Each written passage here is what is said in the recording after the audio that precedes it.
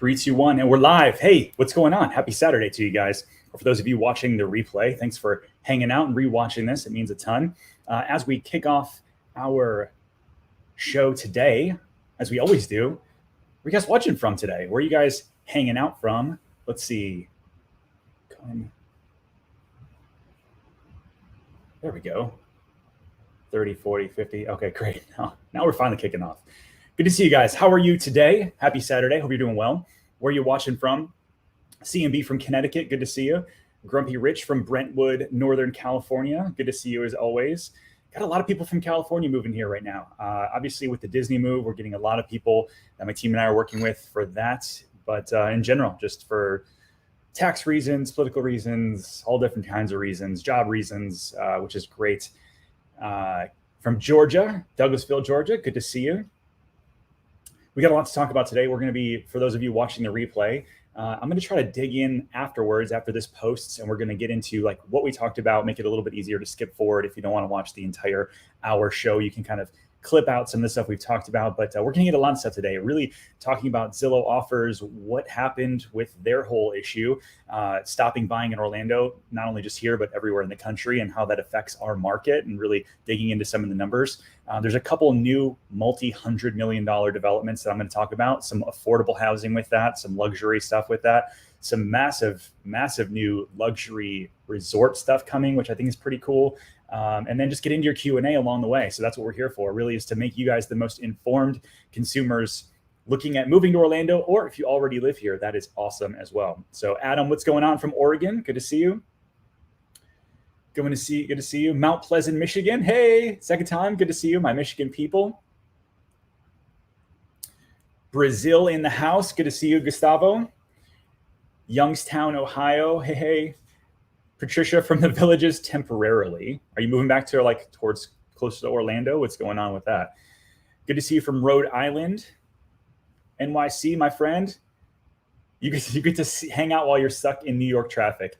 I can't wait to get back to New York, I'll be honest, just to visit, not so much to live, but to visit. I miss hanging out. There's lots of good stuff to hang out there. Sean, what's going on from down the street in Windermere, Florida? I appreciate it. You know, we had about 1,500 people subscribe to the channel since I did my last live, which is just 2 weeks ago. So for those of you sharing, liking, all that good stuff, it means the world to me that you're engaging with the content. Obviously, we hit a chord here, not just talking about Disney, but digging into the business side, the real estate side, and really just life in Orlando. Because while I love Disney, I was at Disney Springs this morning, getting some Everglazed donuts. There's so much more to it. I think that's the thing that a lot of people are catching on to, is that, yes, we're the theme park capital of the world, but there's so much other cool stuff going on here. So I'm excited to dig in with you guys. Kendra, good to see you from Orlando South. What's up? From Boca, Charlie, are you on vacation? Is that what's going on here? Love watching from London. I appreciate it very, very much. All right, so let's dig into a couple different things from today. Let me get this share screen set up for you. And boom. All right, so the first one is really the demise of Zillow and what's going on with that. And so here's a Business Insider article. And for those of you who don't know, Zillow is obviously one of the biggest real estate search portals. You already know this. Most people are either like a Zillow person, a Redfin person, or a Realtor.com person, depending on where you like to look. It's all fine. Zillow was really created to help you find homes for sale and then sell your information to a local realtor. And they do that really better than anyone else. Realtor.com and Redfin come along, they start doing this. But about 3 years ago, OfferPad, Opendoor, and Zillow kind of all came on the scene to start buying houses. And how do they do that? They basically started putting on their websites that they would purchase homes from you. All you do, you tell them when you want to close, they would give you an offer, and it made it super convenient.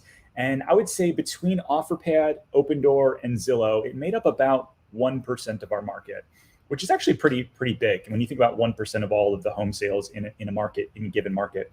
But what they started doing was, say your house was worth $400,000. They would come in and say, hey, we'll give you $400,000, but then we also want to charge you a normal commission, 5-6% or so.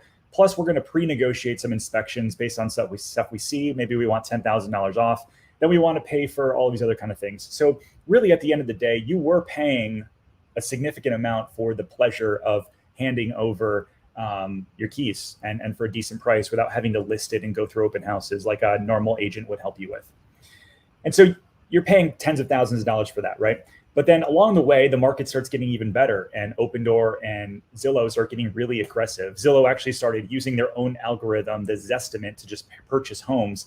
And they were trying to guess based on their data where home values were going to go. Well, as you can see in this article in particular, let's see, boom, right here.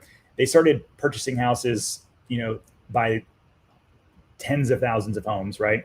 And they got stuck because all of a sudden they over-purchased and overpaid for a lot of these houses. And in some markets, a friend of mine is in San Diego, and he was talking about in our market, 94% of all the houses that Zillow was relisting, almost all of them, they were selling below market. Now, I don't know about you, but like that kind of goes in the opposite of what you've always been taught. You both buy low and sell high, not sell high and buy low. So they lost, darn near, well, it says they over $1.4 billion they lost on their iBuyer program. And it's hard to make money when you're losing that. And so I'm curious, have any of you guys sold to Zillow or purchased something with Zillow? That becomes the other thing, is like when you're buying from Zillow or you're buying from Opendoor or OfferPad, you're essentially buying like from a bank, right? There's no seller's disclosures. They don't know anything about the house.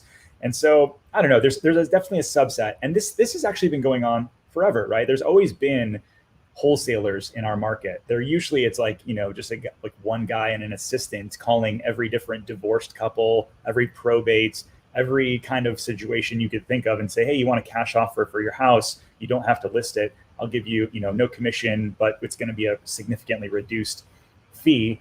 And this has been around forever, but these companies are trying to institutionalize this to where you have tons of Wall Street money doing it. And so it makes for an interesting market. So anyways, Zillow decided to then pull out this week. They said, we're done with that. We're going to go back to what we were doing before, which was just taking your name, number, and email when you ask for more information and selling that to a realtor. And that's how they make their money as a more of a marketing company than anything else. So anyways, Vern Dizzle sold to Opendoor. Yeah, Opendoor, they're going to be the new ones, not new, and they're basically going to try to take a lot of the Zillow market share at this point. They say, hey, listen, we've got one less competitor. We have an opportunity to now fill their void and see what happens. And so I think it's for some people. Listen, I mean, as the market is kind of crazy, maybe it's easier for you to quickly get an offer. But at the end of the day, my team and I, or any realtor in any part of the country that's actually really good at what they do, is typically going to net you more money in most cases. Sometimes Zillow was overpaying for houses where some sellers actually got really, really lucky. Your house was worth 400, they were giving you 425 because they assumed that the market was going to continue to go crazy. And then as the market sort of softened, they really, really got caught. So quite wild. Hello from Flamingo Crossing, waiting for our home currently being built in Hawksmoor. What's going on? That's awesome. Hawksmoor, is it your house or a townhouse? Because I know they're finishing up kind of the houses over there. Good to see you from Northern Virginia. I appreciate you guys. Good checking in. Yeah, 5 homes in my subdivision of Hampton Cove sold to Zillow. Yeah, it's interesting because a lot of these companies, they have what they call their buy box. And their buy box is usually under 400,000. Sometimes they're pushing up to 500, but in most markets, it's under 400,000 because that's where the majority of the competition is. They know that they have the best opportunity to make the most premium and selling a home quicker in that under 400 number. A lot of them won't buy in gated communities unless they're in very particular areas. They also, some of them were vetting like homeowners associations, like Celebration. Some of these iBuyers won't buy in Celebration because there's too many HOAs, but other ones were. Zillow was one of them. They were buying, not funny at all, it's actually pretty terrible. They were buying these houses in litigation and didn't know that they were buying places in litigation, meaning that they couldn't resell them. And there was a reason why people weren't able to sell them on their own. So they decided, hey, I'm going to flip over to Zillow. So that's really all I'm going to talk about today in terms of Zillow. If you have questions on like what an iBuyer is or how that could be good or bad for you of our market, the last thing I'll talk to you about, what does that do to our market here locally in Orlando? Well, I looked at all of the houses currently pending in Orange County, Osceola, Lake, Polk, and Seminole. So all 5 counties that make up sort of Central Florida in my mind. there's currently 6,100 and some change, 6,200 homes currently pending. So those are people that have already accepted an offer. Of those, only 9 were owned by Zillow. So that's like 0.1%. So it's a really, really small number. So while though they'd have like 10, 15,000 homes that they're going to liquidate nationwide, really a small subset of those were actually in Orlando. And so I don't think that we have to worry about any of these guys. Even if all 3 of the big buyers, Zillow, Open Door, and OfferPad, all went under, we're still going to be fine. I mean, our market's still super warm and still hot in most price points to where it'll get eaten up pretty quickly. So let's actually talk about this real quick. The market in general. So let's see. Hold on. Brandy says, Townhome worked with Joseph Shively on our team. Joseph's awesome. What a teddy bear. Brandy, it's interesting. If you see Joseph's photo, like the dude is just a diesel of a guy. Like he probably could bench a car. And then he's like becomes the like you see his photo and you're like, whoa, he's a big dude. Then you meet him in person, you're like, he's probably the most kind, nicest guy you've ever met. And he's cool to have around. He's like such a good guy. We love having him on our team. All right, so let's talk about our market real quick. So what's going on? This is like the market watch for all 5 counties. There's 730 new listings over the past week. 144 people decided to raise their price. 294 reduced their price. So that's actually, that number percentage-wise continues to grow. So this is something that I tell you guys on our lives often is like, you want to figure out like, okay, if every home lists and every home sells at the list price or higher, we're in a really overheated market. But as you start seeing stuff like this happen, you got more price decreases as a percentage, but that sold number is still significantly more than new listings. So we're still in a really, really strong market. And this is really in all price points. What I thought was interesting though, pulling over to the luxury market in general. And when I think luxury, in my mind, it's really like $1.5 million plus becomes luxury. That number used to be like 800, 900,000, but the top 10% of the market is typically luxury. But this is looking at like just $3 million homes plus. Look at the average days on market, 6, 1, 29, 34. These are all like really, really low numbers for these massive numbers for sales. And we're also seeing like really high tier number sales as well. I mean, this guy, $6 million, 10,000 square feet down in Reunion. This one over in Windermere, 3.3 million, was listed at 3.35, sold for 3.35.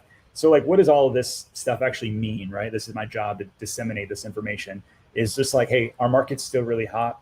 Things really haven't slowed down much at all. You have some new construction starting to come online, which I'll talk about right next, of like 3 or 4 different ones that I know of coming and have now released. The luxury market's kind of on fire. So we're really in a strong market still. Nothing's really changed. We had a little bit of a slowdown in early October through mid-October, and then kind of went right back to where we were. So what's going on, Bree? Joseph is awesome. He's amazing. How real is the show, like selling New York and selling LA?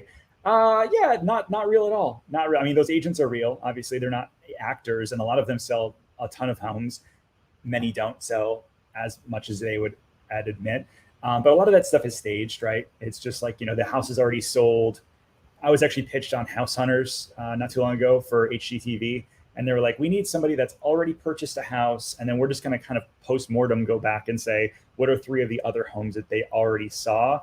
And then what was their ultimate decision? So they're kind of recreating it. It seems like they're doing it all in real time. They go to their coffee shop and they say, okay, we've got our 3 houses. Which one are we going to choose? It's all for show, right? It's all for the clicks and the views. David, what's going on from very dark UK? It's dark here. I'm wearing a sweater today. It was like 55 when I woke up, and we went to Disney Springs, and it's windy and stuff. It'll be back in the 80s in a few days, but it was chilly, super chilly. What's going on, Sean? Sean comes up to me. I'm wearing a shirt that said like subscribe in my YouTube channel. Sean comes up to me. He's like, hey, I'm working with so on your team. Lindsay, she's amazing as well. And so good to see you, Sean. I appreciate it, man. Now I'm going to remember your icon because seeing the Hawks fan. Yeah. David says Zillow buys by formula. It tracks sellers. The formula overestimates the value of the home. Zillow selling prices verifies this. Yeah. Here's the interesting, what Zillow shutting down also verifies for me is that their estimates are sometimes right and a lot of times garbage.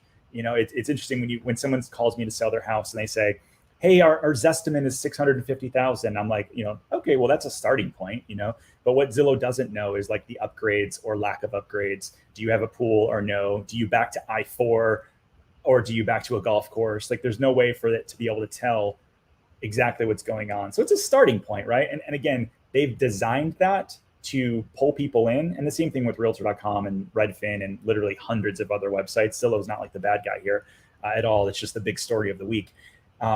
They design it for you to want to engage with it so that they can get you into their world and then sell your information. That's what they do. Nothing wrong with it.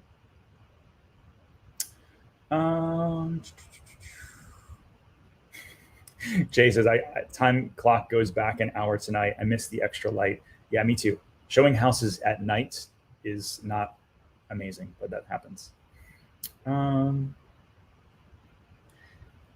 My Backyard Science says, hey, Dan, working on our exit strategy from New York. So are a lot of people, but I'm excited to help you. Definitely coming to your help when we're ready. I appreciate that, man. Thank you so much. All right, let's keep going on a few other things here. So one thing I came across just yesterday as I was digging in for our show were the Hills of Mineola mixed use development. This is an interesting one. And so I pay for all these permitting kind of programs. And one of the things that popped up I thought was really interesting is this guy right here. And so on North Hancock County off the Turnpike, there's a $300 to $400 million development coming. And I think this is actually in a pretty amazing location. Let's see if I can't pull this up for you. Here, I'm going to put it back over here while I figure it out. The reason why it's amazing is because it's just right north of a couple other neighborhoods that are already going in, but right off the Turnpike, which makes it super convenient. And man, it just popped up right away. That's just so cool. All right, so if you know where this is, you got the Turnpike right here. You got Lake Apopka. Montverde is right here. Oakland is right here, and Winter Garden is off to the east. So if you follow the Turnpike up right here, you get to Mineola. And the reason why Mineola is getting really popular is because Claremont, which is still very affordable, Claremont's pricing is starting to go up. And so people are pushing up to Mineola right here. So the reason why this is cool is because right off the Turnpike, you already have an extension right off of Hancock here for the exchange. They're going to be building this new development. And so who is in charge of this? They've got what's going there. You have a Publix with some retail, Village of Mineola Hills, which is going to be a bunch of builders. You've got Del Webb, which is 55 and older community, Ashton Woods, Starlight Homes, and then phase 2. So there's going to be, looks like theater, auditorium, hospital, clinical, medical, hotel. I mean, it's going to be a big deal right over there. And so this is right off of the Turnpike. It's actually quite easy to get to if you think about it. Let's see, what's directions? If I was going to view directions to Orlando, Florida, sort of like the middle. So that's 23 minutes to get to downtown Orlando from there, which I think that right there in itself is going to make this whole Mineola area. Bree, if you're still watching, she's kind of our one of the Lake County Specialist Center team. I think that is going to be remarkable for this whole area. And if you're looking for like affordable homes, super quick drive because you can take a toll road or the Turnpike, I think the whole North Claremont, Mineola, Montverde area is something that you should definitely consider. And then all of a sudden, like I used to say Bella Colina and Montverde was like in the middle of nowhere because it kind of is. But the more of this stuff comes along, the more Bella Colina seems really attractive. So if you're in the luxury price point and you're looking for a golf gated neighborhood and you want to be 30 minutes to downtown Orlando or less, that's going to be amazing. And you're 15 minutes from downtown Winter Garden. There's a lot to like about it. And so I think it's going to be interesting to see that whole Mineola area come out. And right now it's priced like Claremont was a year and a half ago. So I think that's another buying opportunity for a lot of you moving to the area. You're moving to the canyons. Yeah, exactly right. Here's Bree. Let's see. The revamp coming to downtown Mineola is super exciting too. Yeah, exactly. I think that whole area is prime because really affordable housing is, I don't know, I want to say it's a joke, but it's it's not a joke. It's something that we absolutely need, but affordable in our market is not as affordable as it once was. And so people are having to push out to find something that you can afford on a monthly basis. And so it makes these areas that used to seem really far away pretty fantastic.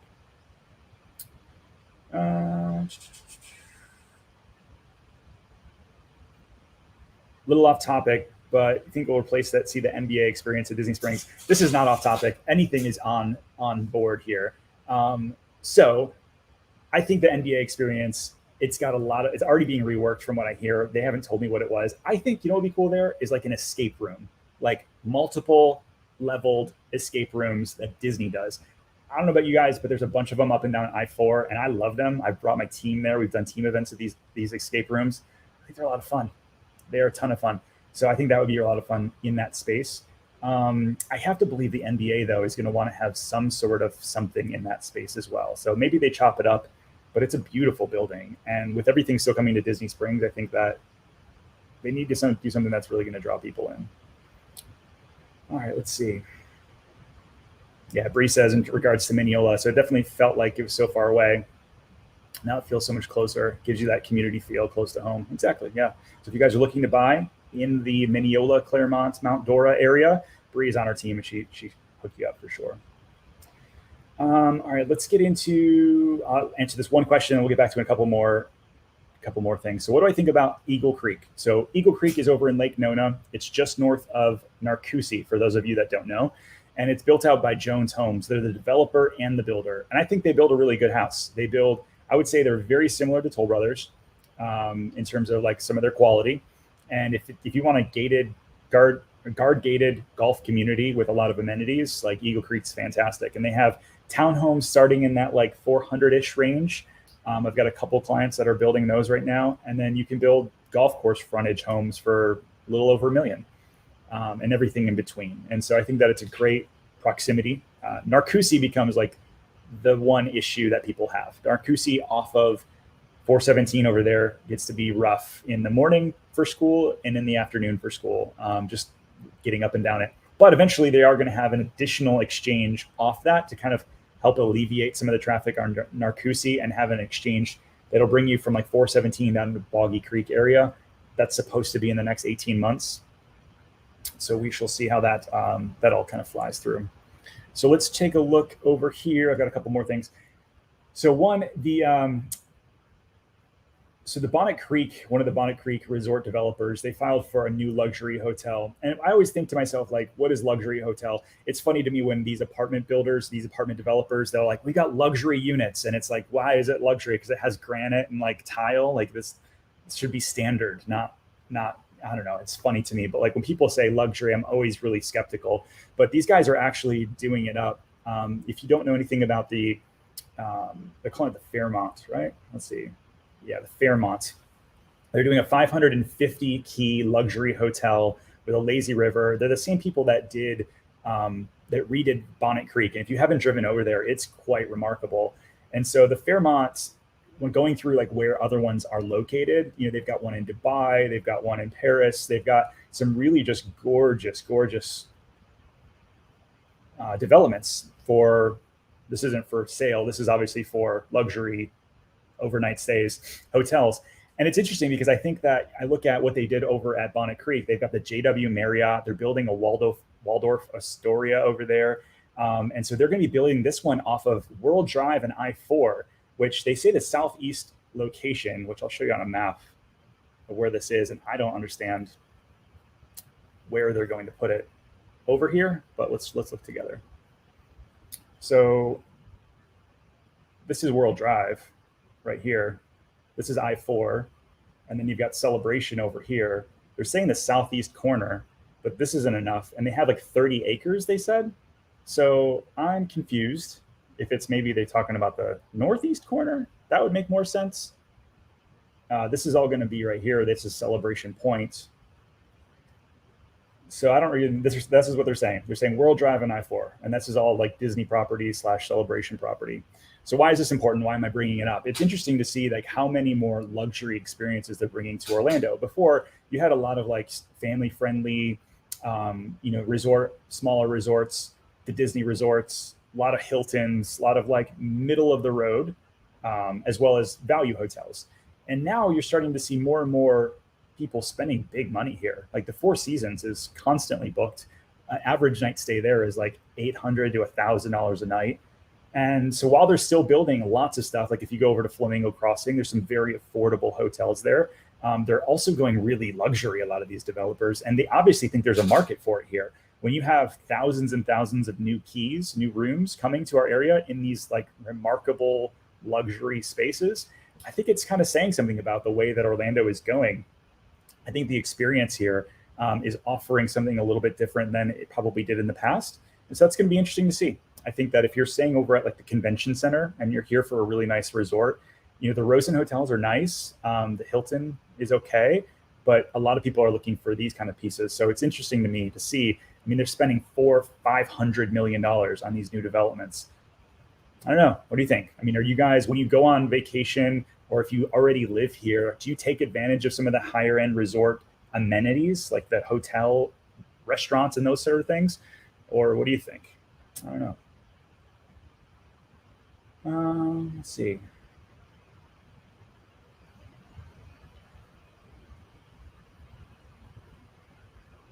Do you get a break on the toll roads if you're a regular commuter here? Yes, you do. So if you sign up for the Sun Pass and you're not just hitting it constantly on a one-off, you do get a discount. I'm excited for the new like I-4 Ultimate to open up because they're actually, it looks like every time I drive by, they're opening up new signage. It looks like they're getting ready to start opening those up. But I was on their website the other day. They didn't have an official release. But when there's like an actual toll road we can use up and down I-4, I'm in. I'm kind of don't care what it is going to cost me. It's just going to save me a ton of time. This is an interesting one. So Charlie says, doesn't seem like Lake Nona demand is going to slow down. I heard Toll Brothers is doing best in offer on Laurel Point, but not Novation. Yes and yes. So actually, this is another thing we're talking about today. So Laurel Point, which is very highly anticipated gated neighborhood off of Narcoossee by Toll Brothers, homes there are going to be starting right around $1 million plus. They did highest and best on. They had 8 lots they're going to release. They're going to do highest of 4 of them, I think, by tomorrow. So if you're interested in that and you've been waiting, I know they have a long like VIP list of hundreds of people that they've been waiting for. That's getting released today. And so I got a text from one of the folks over there this morning about that. But they're not actually over in Ovation. They're just kind of like doing, they're releasing 5 lots as soon as it's first come, first serve. But usually they're selling 5 lots at a time, like in a day. So like the demand there is really, really high because Toll Brothers does build a really fantastic property. The other thing that got released, this was in between my last live, and this one was actually Laureate Park 2. I got a client in there this week, and they did highest and best on their lots as well. And so what does that look like on a new construction process? You essentially, for Dreamfinders and Craft, who's building Laureate Park 2 in Lake Nona, they said, hey, we have these 16 lots we're releasing. You submit to us your 5 favorite best lots and how much and what you want to build there. So like what model home and the facade or the elevation. And then through that, you tell us how much over you're willing to pay. And so the lot premiums were like 20 grand, 28 grand. And if you were a buyer and you're like, hey, I'll pay 10,000 more. So instead of 25, I'll pay 35. Then they looked at them all and said, okay, based on who we have, how can we make the most amount of money? And that's who we're going to go with. So luckily one of my buyers went out. And then they're going to continue to go down there. There's still no roads. There's still no infrastructure. They're still quoting like a 14, 15 month build time. And so that's interesting because it's hard to kind of, if you're renting, it's hard to let somebody know like, hey, I'm just going to go month to month for the next year and a half or so. Maybe you lock in for a year and then a little bit afterwards, you go beyond that. But interesting to see for sure. So let's get into some more of your questions here. All right. So what would be an activity that you wouldn't want to miss in the area for the holidays? So I'm a much more of a Halloween holiday kind of guy. But there's a few things around town. Like if you haven't gone down to Jeter Bend in Celebration in like mid-December, it's pretty amazing. You got like 15 houses on each side of the street that all interconnect. It's something you probably haven't seen before. Obviously, Disney's at Disney Springs, they have the row of trees that they do, which are pretty fantastic.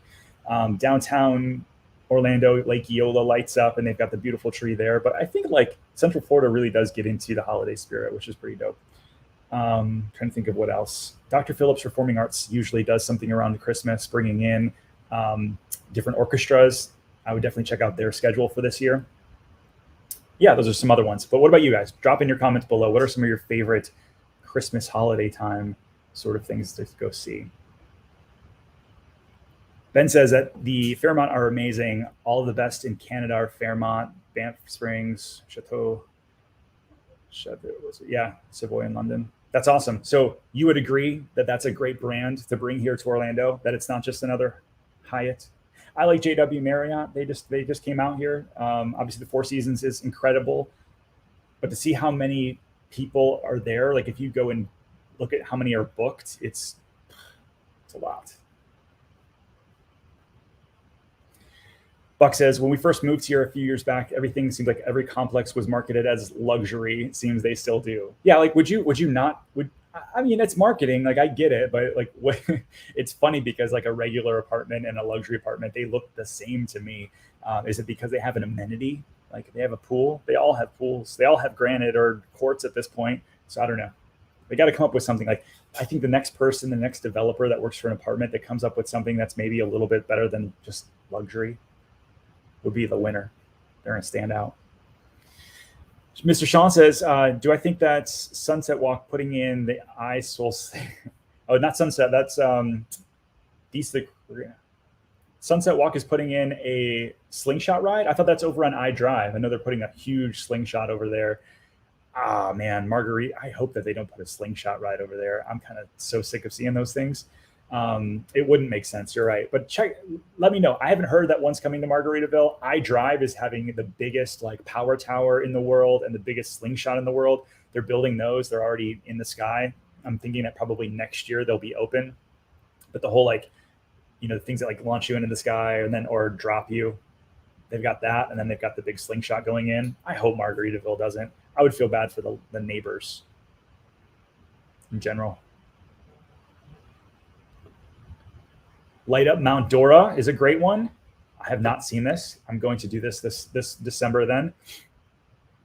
If you guys haven't been to downtown Mount Dora, Bree and I did a video on that. Make sure you check it out, our channel.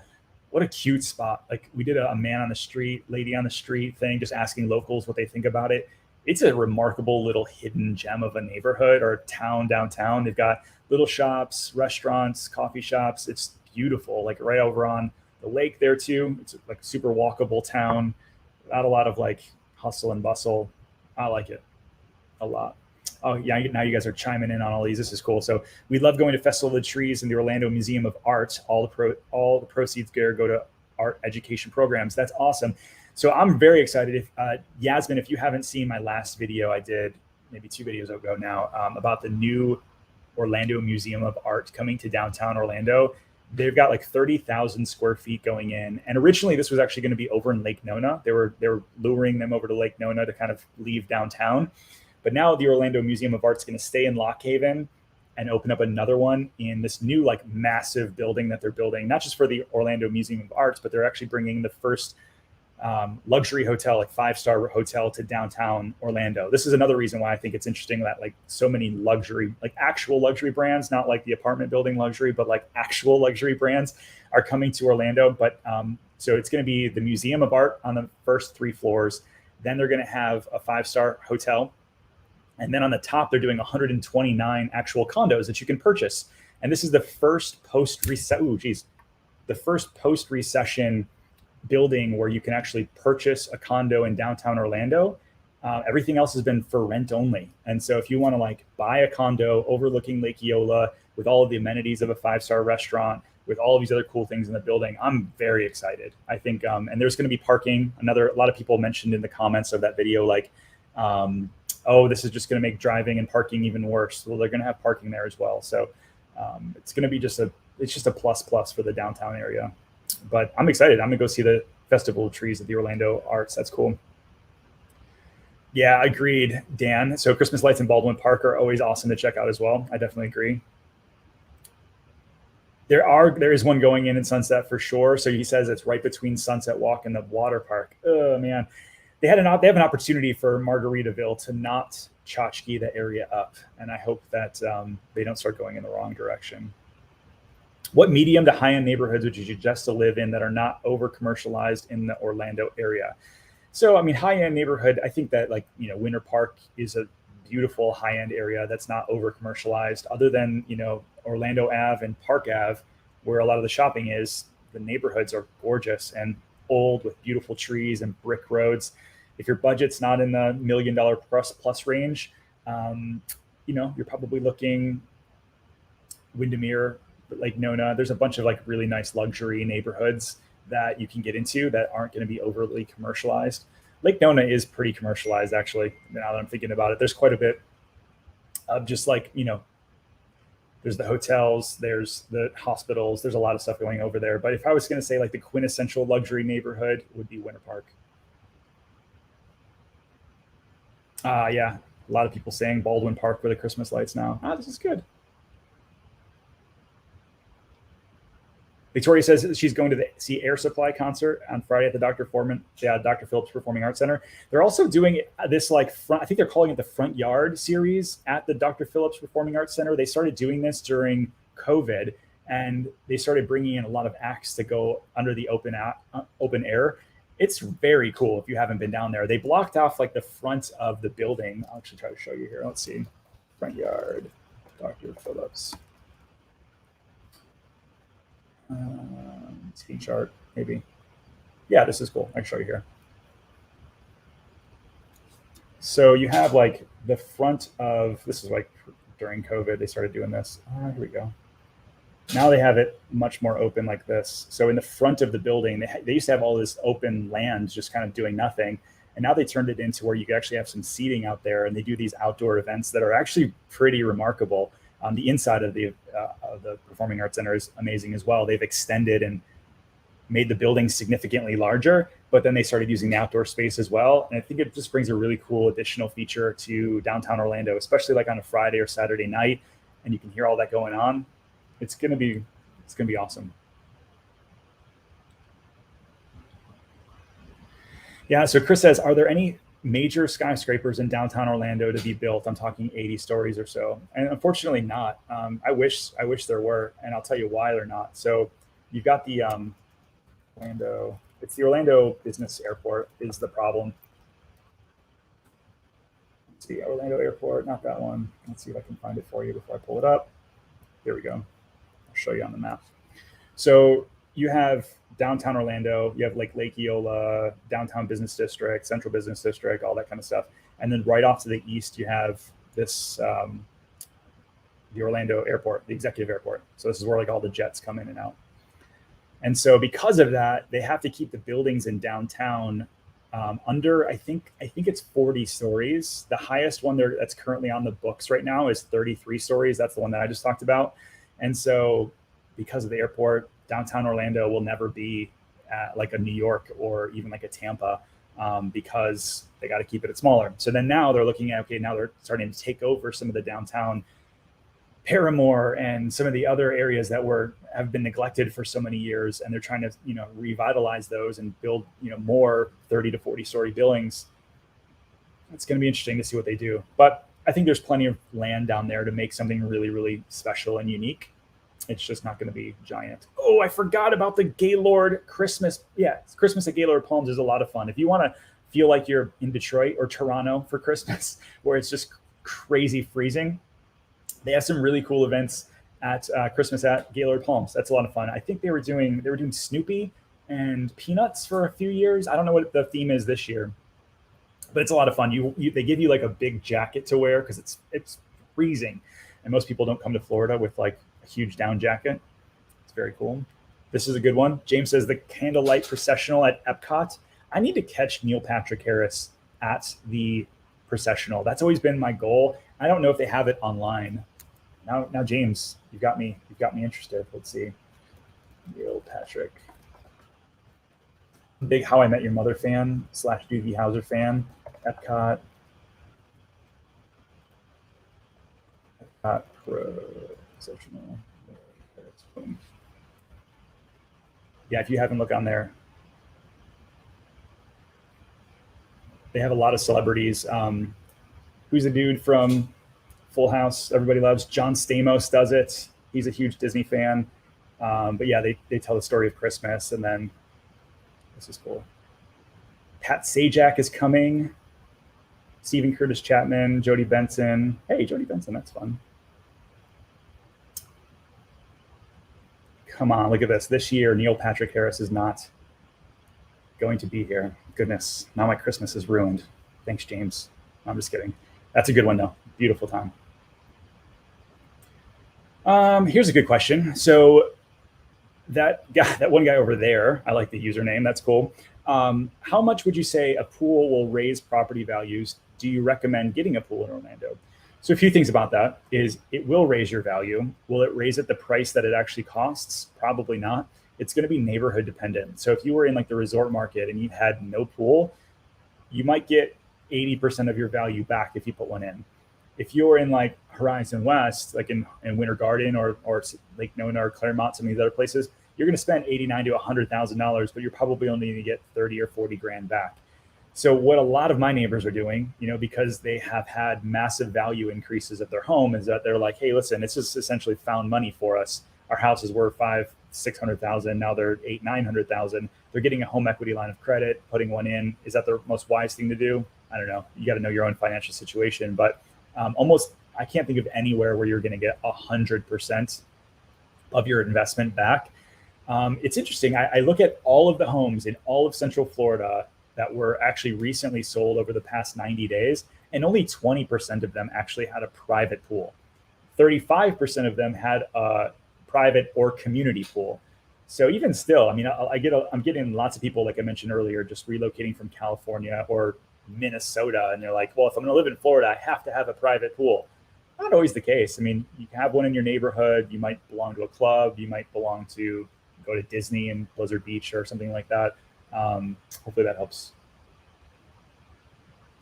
April says she's moving from Winter Garden to Mount Dora, closing in 2 weeks. Congrats. That's amazing. Hopefully we helped you. But if we didn't, congrats anyways. Both amazing areas. Neil Patrick Harris created a killer margarita from Mexico booth. What? I did not know this. That is so cool. Well, now you guys are teaching me stuff today. This is awesome. Yeah, Chris, I agree. So going back to the whole airport downtown, I agree. Every time I drive by that thing, there's like 10 planes there. And am I going to convince somebody to get rid of a downtown airport? Probably not, but it's nowhere near as used as obviously Orlando International is. And so, yeah. And the land there has to be such crazy value. I mean, they could easily extend downtown all the way over to the east, which would be, geez, that would be fun. Maybe you're onto something, man. You should call the mayor's office and be like, you guys should get rid of that little thing. Morgan Freeman did it at Epcot. That is amazing. Jodie Benson would be a really fun one. I know my wife would be a huge, huge fan. So we moved here with 2 dogs. A video about dog-friendly beaches, restaurants, activities in the area would be awesome. I agree, Brandy. There's a lot of folks that love their fur babies. And I think that we have a lot of like dog parks. Like dog parks are almost like standard in so many of these new neighborhoods now. But yeah, that's a very cool video idea.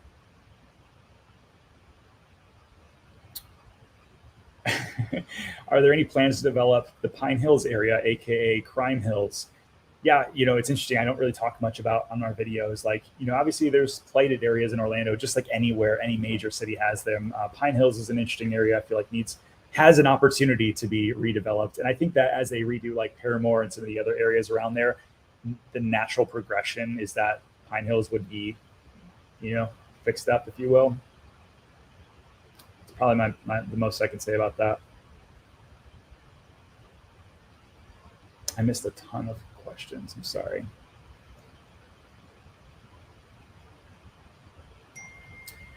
So this is one interesting one. So Daniela says, moving to Orlando from South Florida around Q2 this upcoming year. Congratulations. When would you generally say is peak tourist season, and doesn't it affect the close communities surrounding the theme parks? It's funny. I feel like I say that's funny a lot. That's like my new anyways. I would say that we used to have a massive theme park season, like seasonalities, over the past couple years, I feel like the seasonality has really died down. It's pretty consistent. Mid-September, when kids go back to school all over the country, you see a slowdown. February, maybe you see a little bit of a slowdown, but really the rest of the year is pretty darn busy. And so does it affect the neighborhoods around there? Not really. I mean, as long as you're not buying an Airbnb or like down in the resort markets, like if you live in Davenport or Reunion, yes, you are going to see certain times of year, much more traffic, many more people at the Publix, a lot of people in your neighborhood, and then sometimes they'll disappear. But if you're like living in the suburbs, you really don't see it as much. Yeah, good question. Did I hear the Michelin Guide is coming to Orlando? No, I did not. So I would think that they'd have to. That makes a ton of sense with all of these things opening here off the Disney. On it. Sean, you said, yeah, so a couple other people verified that it is going to come to Margaritaville. Not exciting for me. I'll just be completely honest. I feel like they have enough there that they can stand out with putting in a slingshot. Bummer.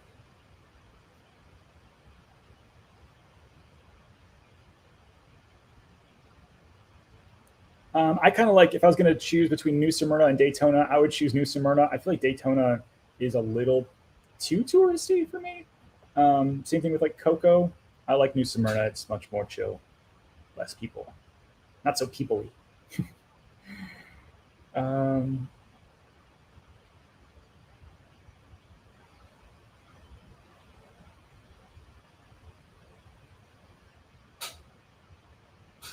Traffic is horrible in the Central Florida area. With more people moving here, how can they upgrade the roads when they already can't keep up with the current traffic population? Online user, I would say, listen, our traffic in some areas is rough, but I don't think so in compared to like Atlanta or LA or New York. Like, it's a city with traffic, that's for sure.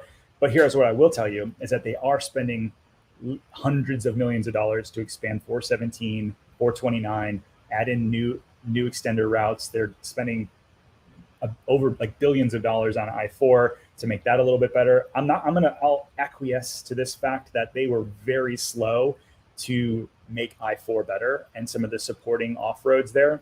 But I do believe that Central Florida is doing an amazing job. Like FDOT is spending a lot of money. And I think that in 3-4 years, when a lot of this stuff is finally finished, you'll have something different to say about the traffic in Orlando, just based on what's already here. Like 417 to me was never very busy. Like when I would go from Celebration to Lake Nona, I would very rarely ever hit traffic. And yet they're already adding another lane to both sides to prepare for what's coming.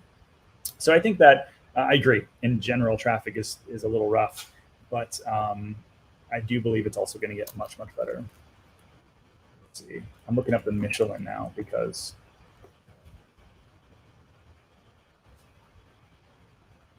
the Michelin Guide.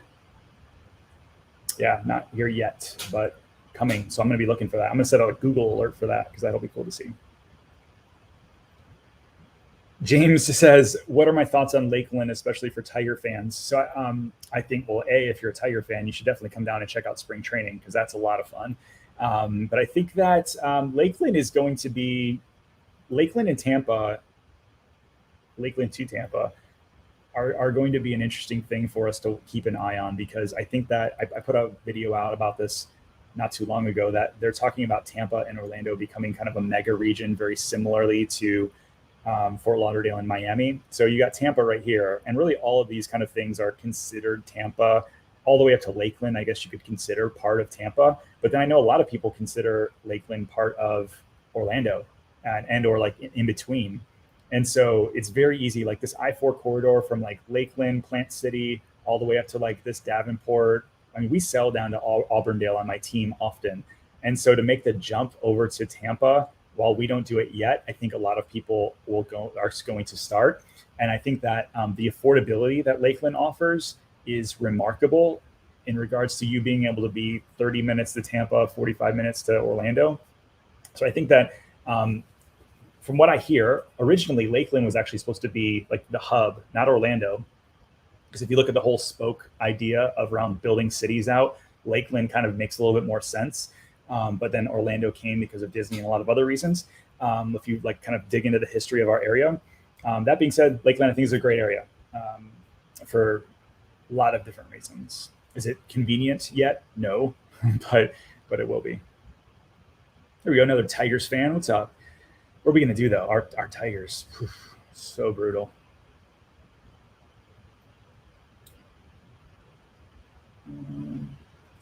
So the Real says, hello, is there a way to get a rough estimate on a home appraisal without official appraisal? Yeah, you call your favorite real estate agent and say, hey, listen, I'm not going to sell my house, but I'm curious what it's worth. Can you give me an idea? You can't use that for like banking purposes, but if you want to know a little bit more, like a little bit better than a Zestimate, that's where you'd go.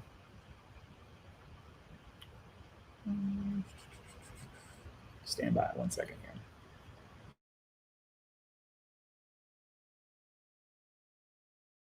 Oh, I got a couple things for you guys today, for those of you watching today. So I did my first Disney run yesterday. Got my first official medal. I guess you can see it better back here. That was a lot of fun. Like the whole Run Disney events, like I've run a ton. I run 3-4 times a week on my own, but I've never run like with an official event. The Run Disney people do an amazing job, like so incredible. They it was very welcoming. I think it was really well organized. For my first one, I did a 5K instead of something longer because I just wanted to feel like, what does it feel like checking in and getting in the corrals and running with other people next to you and all of these kind of things I just wanted to get out in my head. And they did an amazing job. You felt safe. They had food and snacks, and there were a lot of cool people there. They had stages set up. They had fireworks going off as they kind of released people out of the corrals. And it was fun. It was a very cool thing. Running through Epcot with the lights off and like just the fire around the pond there. So much fun. I already signed up for 2 more half marathons in January and February. So that's going to be a lot of fun. But anyways, if you haven't done a Run Disney event, I suggest it. Especially even a 5K, like 5K, 3 miles, a lot of people were walking. By the time I finished, they were just letting go like the slower folks, if you will. And it was fun. It was a really good time. I'm totally hooked on the experience, and I'm excited to keep doing it. Those are the other cool things, like living here in Orlando, having those events, like people that I was running with. Sean, if you're still watching, was one of them, obviously. But we live here. There's not people fly in from all over the world for these Run Disney events, and to be able to say that that's like in your backyard, that's your amenity. How cool is that? I think that is just a massive thing. I know I started this off talking about how many more things that were coming outside of Disney. There are. But the fact that you have Disney and Universal and Hollywood Horror Nights and all of these other really cool kind of things that you can just pop in anytime you want. Gosh, what a cool place to live.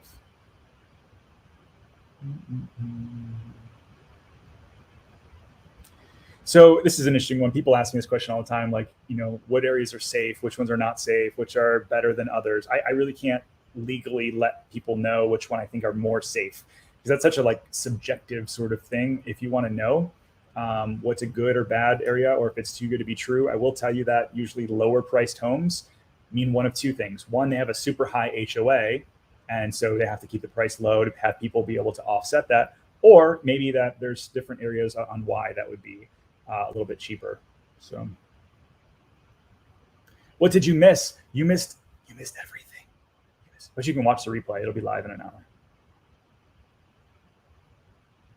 Yeah, you should definitely try it. If you used to run cross country, and they've got different challenges where you can do like a 5K, 10K, half marathon. I think they call it like the Dopey Challenge or something like that, where you can do like all 3 in one weekend. Crazy.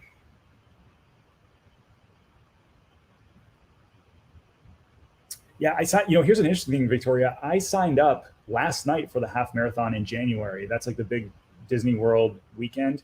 That was the only one available, but I was kind of surprised that this far into it. I mean, like we're 59 days out, and there were still different places that you could sign up for, or different spots to sign up for. I thought that was interesting. Here's a good question from David. So when looking at old houses in Orlando, late 1800s, early 1900s, are there specific things to look out for going into offers and inspections? Termite, plumbing, electrical, XYZ. Yeah, I mean, I think it's the same in any area. Termites with something like that would be the number one that I would go off of. Looking for mold would be another one. Doing mold testing along the way. I would probably, if you can, try to get an elongated inspection period, like 7 to 9, like 9-10 days if you can, because you want to try to line up all of these all at once. But there's nothing to really be afraid of as long as it's been taken care of. You can also get a termite bond. If you pay for a termite bond, the companies will insure your home up to $1 million in damage if anything gets found after that initial inspection. So there's some things that are fantastic, right? Obviously, a home that's 125 years old, you're worried about foundation, but hiring like a really good inspector, not somebody that's just fly by night and that's the cheapest. Finding somebody that has a ton of amazing reviews is something that I would slow down to pay attention to. But you're not going to do anything significantly more than you would on something that's built in the 80s.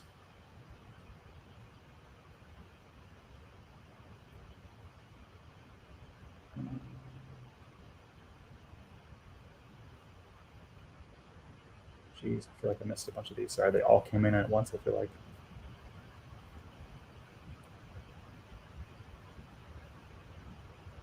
All right, cool. All right, well, we're going to wrap up for the day. Listen, if you have any other questions, make sure you follow me over on Instagram. We're putting out new stuff about life in Orlando every single day. TheOrlandoReal.com is our website where we talk about theme parks, real estate, and life in Orlando. So not just stuff about real estate and new development, but a little bit of everything. We've got now 6 writers that are writing stuff for us, and we're putting out new articles every day around that, and just kind of keeping you the most informed audience in Orlando and abroad. So listen, I appreciate you guys. Let's see. Yeah, I did the Run Disney yesterday, the 5K yesterday. So just to clarify, if an appraiser gives you a verbal indication of value, that's considered an appraisal. There you go. Awesome. Anyways, I'm going to let you guys go. I appreciate you hanging out this weekend, and stay warm out there if you're in Orlando because it's a little chilly. We'll see you guys on the next video. Talk to you soon.